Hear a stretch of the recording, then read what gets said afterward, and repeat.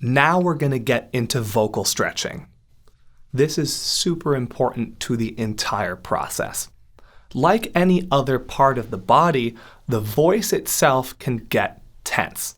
The voice itself can tighten up, and the voice itself can start to get so tired that it works against you, or it starts to work in the wrong ways. If you work any sort of job where you're talking a lot, or if you're in school and you're talking a lot, or if you're just someone that talks a lot in general, you'll notice that your voice throughout the course of the day gets more and more strained, and you might notice that, especially if you're someone that speaks loud and very direct, that by the end of the day you might have a little of that tender feeling.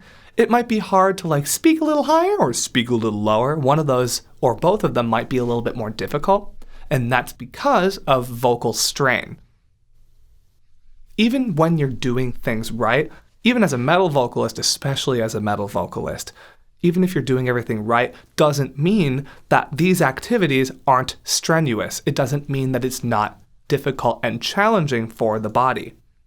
The reason I even call this Extreme Vocal Institute is because we're using all of these structures that were only designed for basic communication and pushing them to the limit and far beyond what they were designed to do. So it's important to respect that, and as a metal vocalist, it's your responsibility to ensure that you're able to enter the process every time you do with this in the back of your head. Keeping this mindfulness will help you in terms of your ability to vocalize not just in the moment, but for the years and years to come for your entire vocal career. Now, it's important to understand how sound is made.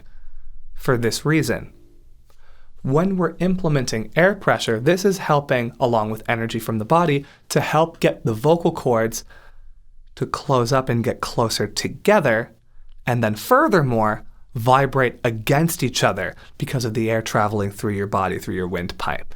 Now, when this happens, the vocal cords, because they're very delicate and very precise, and because we're able to control various muscle movements and the exact speed at which we're moving air, we're able to sustain and create very specific and sustained pitches. And we can move that up and down. And we do that all the time, even when we're speaking. You'll notice this, for example, myself. I have a very musical movement when it comes to the way I speak and the way I'm even talking to you right now. You can hear things moving around. When I move and speak or sing higher, the vocal cords are getting closer together and they're being stretched out. The larynx itself is actually expanding and the vocal cords are vibrating faster and faster. And this is what creates those higher pitches. And when I relax them and I slow them down and I separate them a little bit, this is what brings the vocal cords slower and slower. And this is what creates lower pitches. That's how that works. So, if the muscles of the throat and everything in the larynx and the vocal cords themselves are tight or tired or inflamed from overuse, they're not going to react the way they normally would.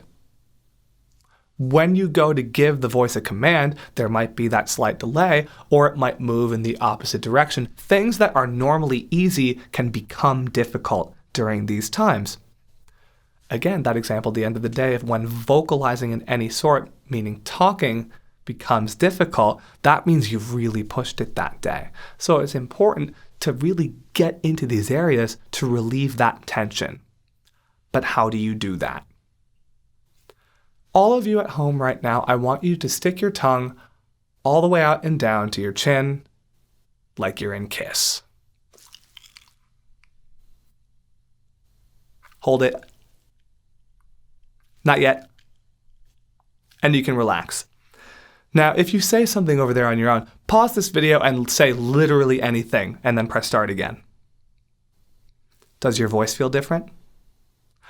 You'll notice that everything's a lot more relaxed, a lot more open. You can actually hear that a little bit right now with myself, having just done the same exact thing. It gets into these structures and opens things up and relieves that exact tension I was speaking of. Now, why does this work? The tongue starts here, obviously, and goes all the way to the back of the throat, continues down, becomes the pharynx, continues down as the windpipe becomes the larynx and the vocal cords and everything else and is connected to all those structures, continues down, is the esophagus, and moves all the way down to the stomach. Because the tongue is just this one really long, slippery, slimy, terrible strip of muscle people are disgusting. But on a separate note, because it's all one thing, in order to get into here and actually relax, we have to use the part of this structure that we actually have dexterous control over, which is the tongue. Now, there are different ways you can stretch. You can stretch the tongue down, up, left, right. You can go diagonally up and to the left, up and to the right, down and to the left, and down and to the right. Now, different stretches will stretch different parts of the throat. General note, the way tension normally works in the body is it tends to travel in like a crisscross fashion, where if you're feeling tense or tight or tired in one spot, that's probably from pulling in a different spot and not always where you would think. When I stretch the tongue down, I am relieving tension in the upper part of the throat, up here in the pharynx. When I stretch up, I'm getting that deep, intense release down in the throat, down in the larynx itself. Left stretches right, right stretches left. So you can follow that when you're stretching the tongue to pinpoint where specifically your tension is, to figure out what is doing the bulk of the work, even when you're just speaking. So for all of these reasons I've stated, stretching vocally through things like tongue stretches is super important to be able to make sure that you're vocalizing in a healthy and full, sustainable way.